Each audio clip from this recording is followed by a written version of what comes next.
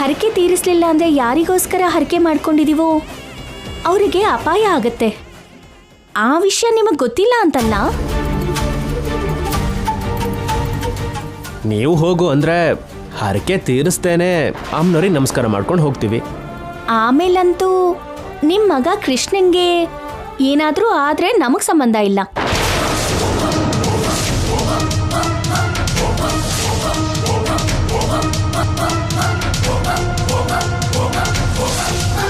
ನಮ್ಮ ಜವಾಬ್ದಾರಿನೂ ಅಲ್ಲ.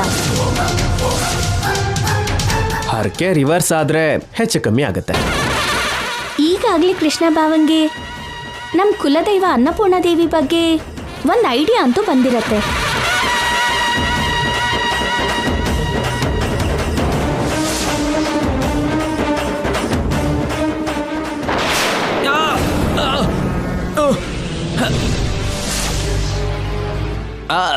ಗೊತ್ತಾಗಿದೆ ನನಗೆ. ಅಮ್ಮವ್ರ ಮಹಿಮೆ ಬಗ್ಗೆ, ಶಕ್ತಿ ಬಗ್ಗೆ ತುಂಬ ಚೆನ್ನಾಗಿ ಗೊತ್ತಾಗಿದೆ. ಹಾಗಾದ್ರೆ ಹರಕೆ ತೀರಿಸ್ತೇನೆ ಹೊರಟೋಗು ಅಂತೀಯ ಬಾವ? ಅಮ್ಮ, ಇದೇನೋ ಸ್ವಲ್ಪ ಯೋಚನೆ ಮಾಡಬೇಕಾಗಿರೋ ವಿಷಯನೇ. ಅವನಿ ಸಿಕ್ಕಾಕ್ಸ್ಬೇಕು ಅಂತಾನೆ ಹೀಗೆ ಮಾಡ್ತಿದ್ದಾಳೆ. ನೀವೇನು ಹೆದರ್ಕೋಬೇಡಿ ಕೃಷ್ಣ ಅವರೇ. ಏನಮ್ಮ, ಏನಾದರೂ ಸಮಸ್ಯೆನಾ? ಅದೆಲ್ಲ ಏನೂ ಇಲ್ಲ. ನಿಮ್ಮ ಕುಟುಂಬ ನೋಡ್ತಿದ್ರೆ ಎಲ್ರಿಗೂ ತುಂಬ ಸಂತೋಷ ಆಗತ್ತಮ್ಮ.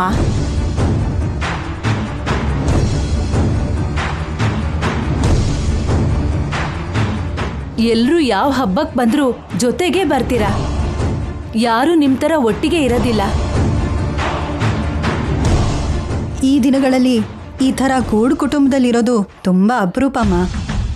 ಇದೆಲ್ಲಾನು ನಮ್ಮತ್ತೆ ದೊಡ್ಡತನ. ನನ್ನ ಜಾತಕ ಹೊಂದಾಣಿಕೆ ಆಗದೆ ಇದ್ರು ನನ್ನ ಚಿಕ್ಕ ಸೊಸೆಯಾಗಿ ಮಾಡ್ಕೊಂಡಿದ್ದಾರೆ. ಹೊರಗಡೆ ಹಾಕ್ತೇನೆ, ಮನೇಲೇ ಇಟ್ಕೊಂಡಿದ್ದಾರೆ.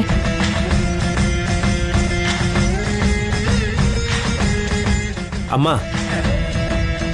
ನಾವು ಏರ್ಪಾಡು ಮಾಡಿದ್ದೀವಿ ಅಲ್ವಾ, ನೀವು ಫಂಕ್ಷನ್ ನೋಡ್ಕೊಂಡು ಬಂದ್ಬಿಡಿ. ನಮಗೆ ಕೆಲಸ ಇದೆ. ನಾನು ಅವನಿಗೆ ಸಿಟಿಗೆ ಹೊರಡ್ತೀವಿ. ಅದೇನಪ್ಪ ಹಾಗೆ ಹೇಳ್ತೀಯಾ? ಏನೋ ಹರಕೆ ಇದೆ ಅಂತ ಹೇಳಿದೆಯಲ್ಲ, ಅಮ್ಮನಿಗೆ ನೈವೇದ್ಯ ಅರ್ಪಿಸಿ ಆ ಹರಕೆನ ತೀರಿಸ್ಕೊಂಡು ಹೋಗು.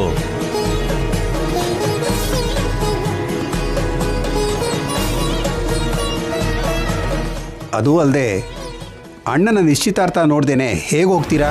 ಆಫೀಸ್ ಕೆಲಸ ಯಾವಾಗಲೂ ಇರೋದೇ ಅಲ್ವಾ. ಕಾರ್ಯಕ್ರಮ ಆದಮೇಲೆ ಹೊಡೋರಂತಿ. ನೀವೇ ಹೇಳಿಮ್ಮ. ಹೇಳ್ತೀನಿ. ಇಷ್ಟು ದೂರ ಬಂದ ಮೇಲೆ ಹರಕೆ ತೀರಿಸ್ತೇನೆ ಹೇಗೆ ಹೋಗ್ತೀರಾ? ತೀರಿಸ್ಕೊಂಡು ಹೋಗಿ. ಸರಿ ಅತ್ತೆ, ನೀವು ಹೇಳಿದ್ಮೇಲೆ ಇಲ್ಲ ಅಂತೀನಾ?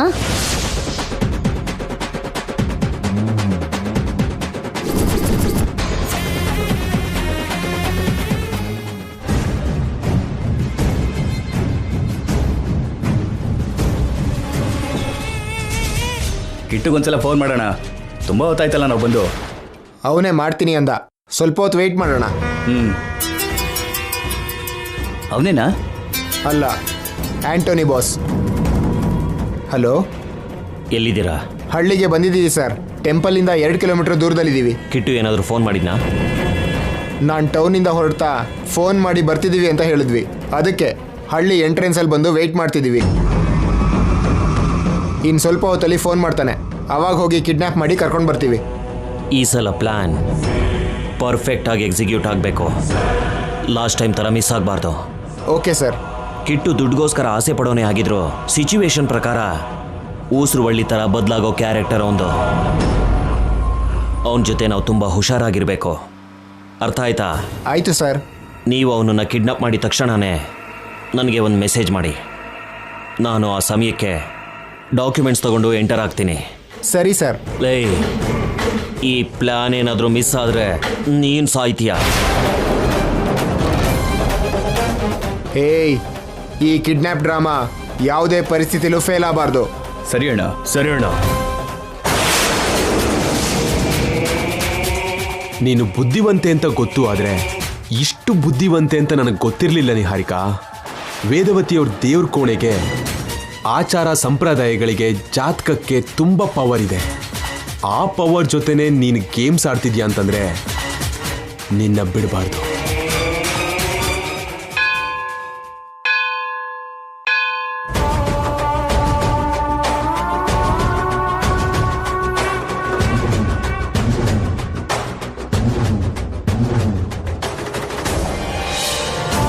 ನಿಹಾರಿಕಾ,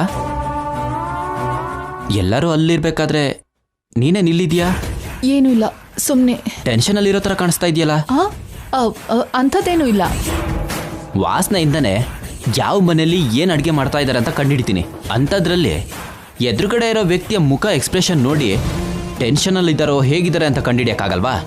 ನನ್ನ ಹತ್ರನೇ ಸಂಕೋಚ ಏನಕ್ಕೆ? ಇರೋದನ್ನ ಇದ್ದಾಗೆ ಹೇಳು. ಅವನಿ ಬಗ್ಗೆ ಬಿಟ್ಟರೆ ನನಗೆ ಬೇರೆ ಟೆನ್ಷನ್ ಇಲ್ಲ. ಅವನಿ ಬಗ್ಗೆ ಟೆನ್ಷನ್ ಏನಕ್ಕೆ? ನಿನಗೆ ಅವನಿ ಬಗ್ಗೆ ಪೂರ್ತಿಯಾಗಿ ಗೊತ್ತಿಲ್ಲ ಕೃಷ್ಣ. ಅವಳು ತುಂಬ ತುಂಬ ಡೇಂಜರ್. ನಾವು ಸ್ವಲ್ಪ ಯಾಮಾರಿದ್ರೂ ಕೂಡ ನಮ್ಮ ಬೆನ್ನಿಗೆ ಚೂರಿ ಹಾಕ್ಬಿಡ್ತಾಳೆ. ನಮ್ಮ ಎಂಗೇಜ್ಮೆಂಟ್ ನಿಲ್ಸೋದಕ್ಕಂತಾನೆ ಅವಳು ಇಲ್ಲಿಗೆ ಬಂದಿದ್ದಾಳೆ. ಕೊನೆ ನಿಮಿಷದಲ್ಲಿ ಬಾಂಬ್ ಬ್ಲಾಸ್ಟ್ ಮಾಡ್ತಾಳೆ. ಯಾವ ಕಡೆಯಿಂದ ಎಂಥ ಅಸ್ತ್ರನ ಪ್ರಯೋಗಿಸ್ತಾಳೋ ಅಂತ ಭಯ ಆಗ್ತಿದೆ ಅಷ್ಟೇ. ನೋಡು, ಇದಕ್ಕೂ ಮುಂಚಿನ ವಿಷಯದ ಬಗ್ಗೆ ನನಗೆ ಗೊತ್ತಿಲ್ಲ. ಅವಾಗ ನೀನು ಭಯ ಪಡೋದಕ್ಕೆ ಒಂದು ಅರ್ಥ ಇದೆ. ಇವಾಗ ಈ ಸೀನಲ್ಲಿ ಕೃಷ್ಣ ಬಂದ್ಬಿಟ್ಟಿದ್ದಾನೆ. ಯಾವಾಗ ಎಲ್ಲಿ ಏನು ಮಾಡಬೇಕು ಅದೆಲ್ಲ ಈ ಕೃಷ್ಣ ನೋಡ್ಕೋತಾನೆ. ನಿನ್ನ ಜೊತೆಗೆ ನಾನು ಯಾವಾಗಲೂ ಇರ್ತೀನಿ. ನೀನು ಧೈರ್ಯವಾಗಿರು.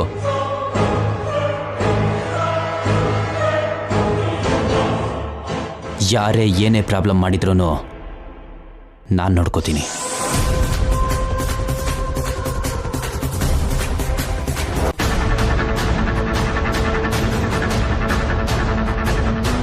ನಾವಿಲ್ಲಿಗೆ ಬರ್ದಿರೋ ಹಾಗೆ ನಿಹಾರಿಕಾ ನಮ್ಮನ್ನು ಅವಾಯ್ಡ್ ಮಾಡೋ ಪ್ರಯತ್ನ ಮಾಡಿದ್ಲು. ಆದರೂ ಸರಿ, ನಿಹಾರಿಕಾಗೆ ಶಾಕ್ ಆಗೋ ಹಾಗೆ ಬರೋದಕ್ಕಾಯ್ತು. ಇನ್ನು ಯಾವುದ್ರ ಬಗ್ಗೆ ಯೋಚನೆ ಮಾಡ್ತಿದ್ಯಾ ನೀನು? ನಿಹಾರಿಕಾಗೆ ಆ ಶಾಕ್ ಸಾಕಾಗಲ್ಲ ಬಾವಾ. ಇನ್ನೇನು ಮಾಡಬೇಕು? ನಿಹಾರಿಕಾ ಕೃಷ್ಣ ಬಾವನ್ ನಿಶ್ಚಿತಾರ್ಥ ನಡಿಬಾರ್ದು ಬಾವಾ. ಆಗ್ಲೇ ನಿಹಾರಿಕಾಗೆ ಅದು ನಿಜವಾದ ಶಾಕ್ ಆಗತ್ತೆ. ನೀನು ಮಾಡಬೇಕಾಗಿರೋ ಪ್ರಯತ್ನ ಎಲ್ಲ ಮಾಡಿದೀಯಾ.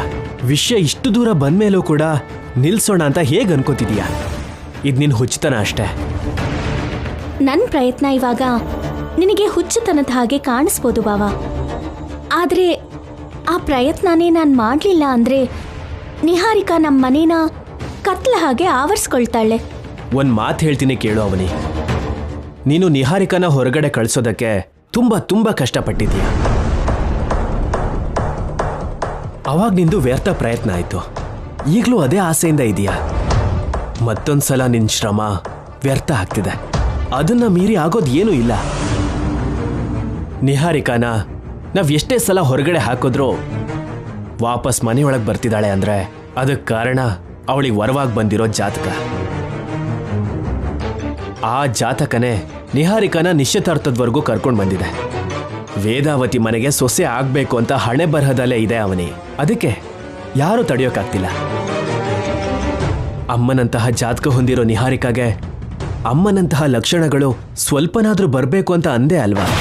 ನಾಳೆ ಮದುವೆ ಆದ್ಮೇಲೆ ಬದಲಾಗ್ತಾಳೇನೋ? ಆ ನಂಬಿಕೆ ನಿನಗಿದೆಯೇನೋ? ನನಗಿಲ್ಲ. ಬದಲಾವಣೆ ಅನ್ನೋದು ಸಹಜ ಆಗಿರ್ಬೋದು, ಬಟ್ ಅದು ನಿಹಾರಿಕಾ ಅಂತವಳ ಹತ್ರ ಸಾಧ್ಯ ಇಲ್ಲ. ನಡೆಯೋ ಅವಕಾಶ ಇದ್ದಿದ್ರೆ ಇಷ್ಟೊತ್ತಿಗೆ ಯಾವಾಗಲೂ ನಡೆದಿರ್ಬೇಕಿತ್ತು. ವಿಷನ ಅಮೃತದ ಜೊತೆಗೆ ಬೆರೆಸಿದ ಮಾತ್ರಕ್ಕೆ ವಿಷ ಅಮೃತವಾಗಿ ಬದಲಾಗತ್ತಾ ಬಾವ? ಆ ನಿಹಾರಿಕಾ ಕೂಡ ಅಷ್ಟೇ. ಅದಕ್ಕೆ ಯಾವುದೋ ಒಂದು ರೀತಿಲಿ ಅವ್ರ ನಿಶ್ಚಿತಾರ್ಥ ನಿಂತೋಗ್ಬೇಕು ಅಂತ ಆ ಅಮ್ಮನವ್ರನ್ನ ಕೇಳ್ಕೊತಾ ಇದ್ದೀನಿ.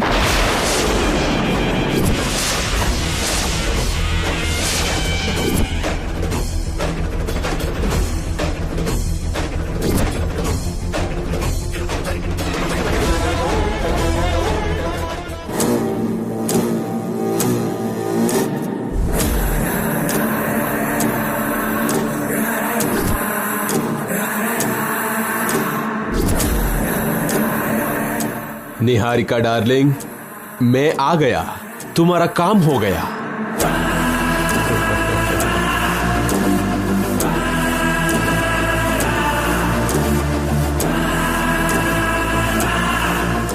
ಕುರಿ ಮಂದೆ ತರ ಎಲ್ಲರೂ ಒಂದೇ ಜಾಗದಲ್ಲಿದ್ದಾರೆ. ನಿಹಾರಿಕೊಂದು ಸುಳ್ಳು ಜಾತಕ ಅನ್ನೋ ಬಾಂಬ್ ಬ್ಲಾಸ್ಟ್ ಮಾಡ್ತಿದ್ದ ಹಾಗೆ ಎಲ್ಲರ ಫ್ಯೂಸು ಕಿತ್ತು ಹೋಗುತ್ತೆ. ವೇದವತಿಗೆ ಹಾರ್ಟ್ ಸ್ಟ್ರೋಕ್ ಕಂಪಲ್ಸರಿ. ಫ್ಯೂಸು ಕಿತ್ತು ಹೋಗುತ್ತೆ.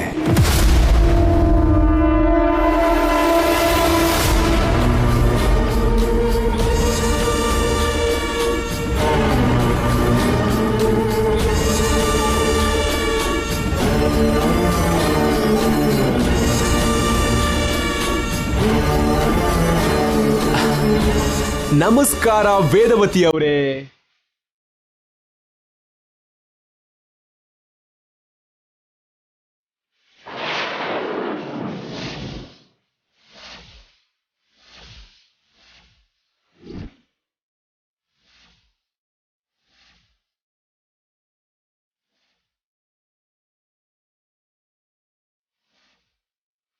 ಇವನ್ ಯಾಕೆ ಬಂದ?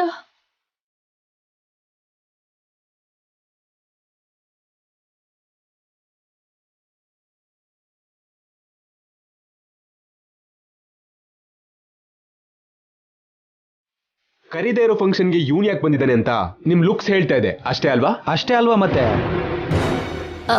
ಚೆನ್ನಾಗಿದ್ಯಾನಪ್ಪ? ನಿನ್ನೆವರೆಗೂ ಚೆನ್ನಾಗಿರ್ಲಿಲ್ಲ, ಇವತ್ತಿಂದ ಚೆನ್ನಾಗಿರ್ತೀನಿ.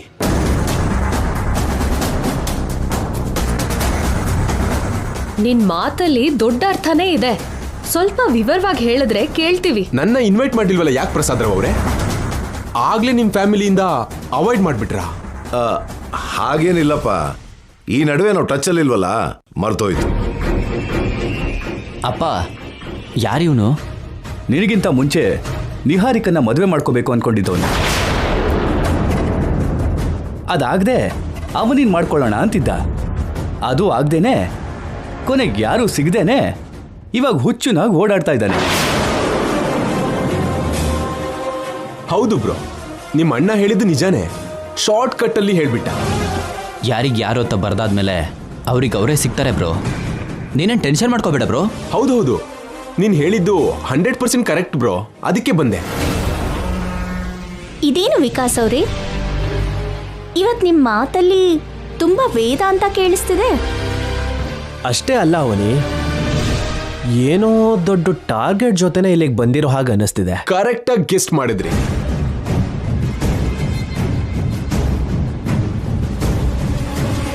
ಹಾಗಾದ್ರೆ ಸ್ಟ್ರೈಟ್ ಆಗಿ ವಿಷಯಕ್ಕೆ ಬಂದ್ಬಿಡಿ. ಬರ್ತಿದ್ದೀನಿ, ಅಲ್ಲಿಗೆ ಬರ್ತಿದ್ದೀನಿ.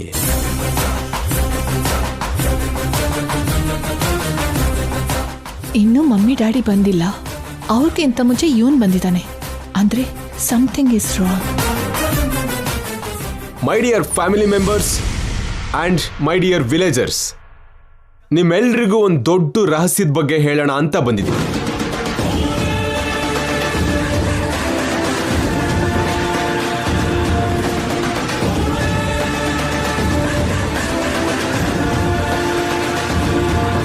ಹೇಳಿದ್ಮೇಲೆ ಯಾರ್ಯಾರು ಎಂತ ನಿರ್ಧಾರ ತಗೋಬೇಕು ಅಂತಿರೋ ಅಂತ ನಿರ್ಧಾರನೇ ತಗೊಳ್ಳಿ.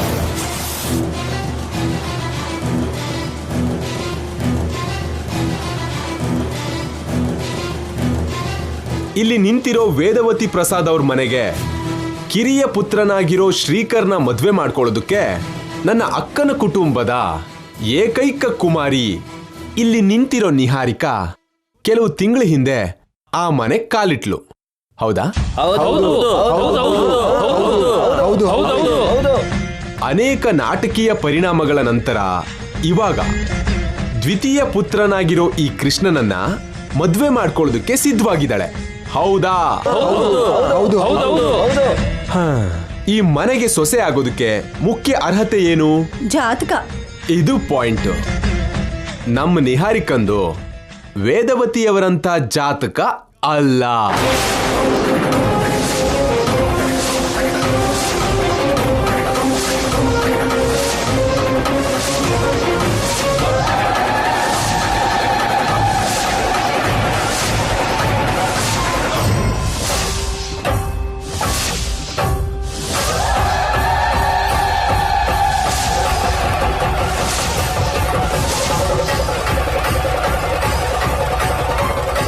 ವೇದವತಿಯವರ ಮನೆಗೆ ಸೊಸೆ ಆಗ್ಬೇಕು ಅನ್ನೋ ದುರುದ್ದೇಶದಿಂದನೇ ಕಳ್ಳ ಜಾತಕನ ಸೃಷ್ಟಿಸ್ಕೊಂಡಿದ್ದಾಳೆ.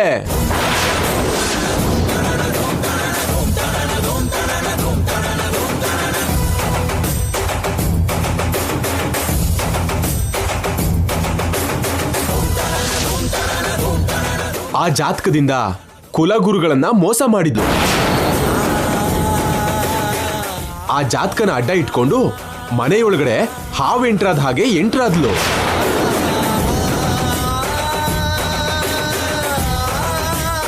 ನಿಹಾರಿಕನ್ಗೆ ನಿಮ್ಮ ಕುಟುಂಬದೊಳಗಡೆ ಕಾಲಿಡೋ ಅರ್ಹತೆ ಇಲ್ಲ. ಎಲ್ಲರನ್ನೂ ಮೋಸ ಮಾಡಿದಳೆ. ಕಿಲಾಡಿ ನಂಬರ್ 1. ಬಾಯ್ ಮುಚ್ತೀಯಾ?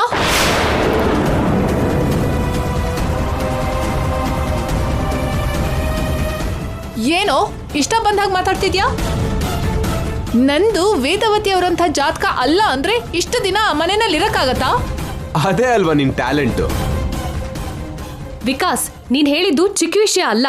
ನಿಹಾರಿಕಾ ಮೇಲೆ ತುಂಬಾ ದೊಡ್ಡ ಆರೋಪ ಮಾಡ್ತಿದ್ಯಾ. ನಿಶ್ಚಿತಾರ್ಥ ದಿನಾನೇ ನೀನ್ ಸೃಷ್ಟಿ ಮಾಡಿರೋ ಅನುಮಾನ ಎಲ್ಲಿಗ್ ದಾರಿ ಮಾಡ್ಕೊಡುತ್ತೋ. ಅವನಿ ನಿಹಾರಿಕಾರಲ್ಲಿ ಯಾರನ್ನೋ ಒಬ್ರನ್ನ ಮದ್ವೆ ಆಗಿದ್ರೆ ಇಷ್ಟೊಂದು ಫ್ರಸ್ಟ್ರೇಷನ್ ಅಲ್ಲಿ ಇರ್ತಾ ಇರ್ಲಿಲ್ವೇನೋ. ಅದಕ್ಕೆ ಏನೇನೋ ಹೇಳಿ ನಿಹಾರಿಕಾ ನಿಶ್ಚಿತಾರ್ಥನ ಹಾಳು ಮಾಡ್ಬೇಕು ಅನ್ಕೋತಿದ್ದಾನೆ.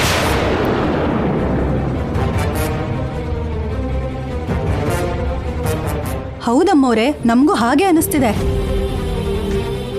ನೀವೊಂದು ಮಾತು ಹೇಳಿಮ್ಮ, ಊರ್ ಹೊರಗಡೆ ಹೊಡೆದು ಓಡಿಸ್ತೀವಿ. ನೋಡು ವಿಕಾಸ್, ನಿನಗೆ ನಮ್ಮ ಕುಟುಂಬ ತುಂಬಾ ಗೌರವ ಕೊಟ್ಟಿದೆ. ಆ ಗೌರವನ ಉಳಿಸ್ಕೊಂಡ್ರೆ ಒಳ್ಳೇದು. ಇದಕ್ ಮೊದಲು ಹೀಗೆ ನಿಹಾರಿಕಾ ಬಗ್ಗೆ ತಪ್ಪಾಗಿ ಮಾತಾಡಿದ್ಯಾ? ಆವತ್ತೇನಾದ್ರೂ ನಾವು ನಿನ್ ಮಾತು ನಂಬಿದಿದ್ರೆ ನಿಹಾರಿಕಾ ನಮ್ಮಿಂದ ದೂರ ಆಗ್ತಿದ್ಲು. ನಮ್ಮ ಕಾರ್ಯಕ್ರಮಕ್ಕೆ ಡಿಸ್ಟರ್ಬ್ ಮಾಡ್ದೇನೆ ಮರ್ಯಾದೆಯಿಂದ ಹೊರಗಡೆ ಹೋಗು ವಿಕಾಸ್. ಎಲ್ಲರ ಮುಂದೆ ಬಂದು ಇಷ್ಟು ಧೈರ್ಯವಾಗಿ ನಿಹಾರಿಕನ್ ಜಾತಕದ ಬಗ್ಗೆ ಹೇಳ್ತಿದ್ದಾನೆ ಅಂದ್ರೆ ಅವನ ಹತ್ರ ಬಲವಾದ ಕಾರಣ ಏನೋ ಇರಬೇಕು.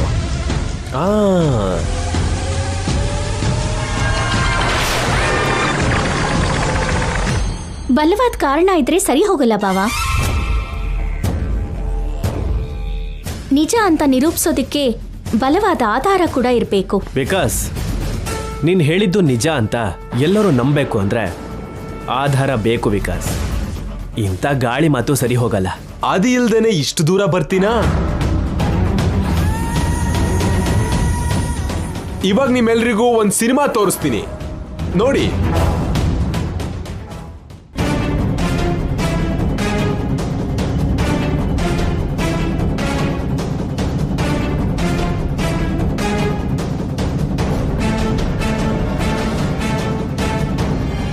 ಜಾತಕ ಸೆಟ್ ಆಗದೆ ಆಗ್ಲಿಲ್ಲ.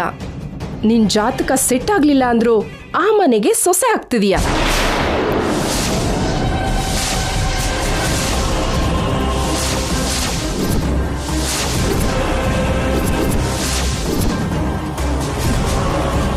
ಅದೃಷ್ಟ ದುರಾದೃಷ್ಟವಾಗಿ ಬದಲಾಗೋಕ್ಕೂ ಮುಂಚೆನೆ, ಜಾತಕದ ವಿಷಯ ಬಯಲಾಗೋಕ್ಕೂ ಮುಂಚೆನೆ ಈ ಮದುವೆ ನಡೆದು ಹೋಗ್ಬೇಕು.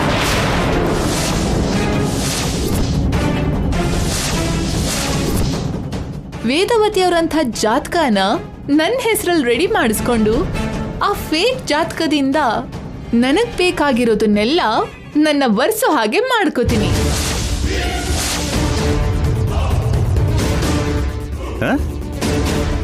ಜಾತಕನ ಕುರುಡಿ ಹಾಗೆ ನಂಬೋ ವೇದವತಿ ಅಂಥವ್ರು ಇರೋಷ್ಟು ದಿನ ನನ್ನಂಥವ್ರು ಯಾವುದೇ ಚಿಂತೆ ಇಲ್ಲದೆ ಬದುಕ್ತಾರೆ.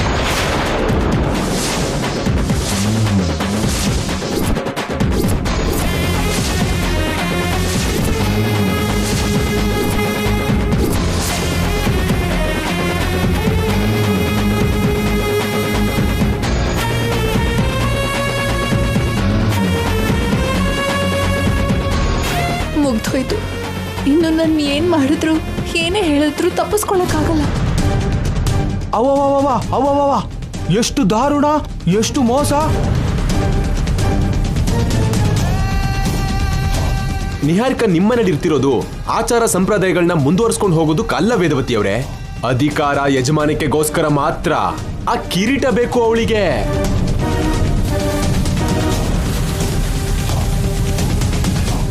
ಇದಕ್ಕೆ ಏನು ಉತ್ತರ ಕೊಡ್ತೀಯಾ ನಿಹಾರಿಕಾ? ಇನ್ನೇನು ಹೇಳ್ತಾಳೆ? ನಿಹಾರಿಕಾ, ಏನಿದೆಲ್ಲ? ನೀನು ನೋಡಿದ್ರೆ ಮೋಸ ಮಾಡೋಳ ಥರ ಸ್ವಲ್ಪನೂ ಕಾಣಿಸಲ್ಲ. ನನಗೆ ಒಳ್ಳೆ ಮನ್ಸಿರೋಳ ಥರ ಕಾಣಿಸ್ತೀಯ. ಅತ್ತೆ, ಮಾವ, ನನ್ನ ದಯವಿಟ್ಟು ಕ್ಷಮಿಸಿ. ಇಂಥ ನಂಬಿಕೆ ದ್ರೋಹ ಮಾಡ್ತೀಯ ಅಂತ ಅನ್ಕೊಂಡಿರ್ಲಿಲ್ಲ. ಈ ದ್ರೋಹ ಕೇವಲ ನಮ್ಮ ಕುಟುಂಬಕ್ಕೆ ಮಾತ್ರ ಅಲ್ಲ, ಈ 10 ಊರಿಗೂ ಮಾಡಿದ್ಯಾ. ನಿನ್ನ ಕ್ಷಮಿಸೋದಿಲ್ಲ. ಅಮ್ಮನವ್ರ ವಿಷಯದಲ್ಲಿ ತಪ್ಪು ಮಾಡಿದ್ರು ಸರಿ, ಜಾತಕದ ವಿಷಯದಲ್ಲಿ ಮೋಸ ಮಾಡಿದ್ರು ಸರಿ, ನಾವು ಸಹಿಸ್ಕೊಳ್ಳಲ್ಲ.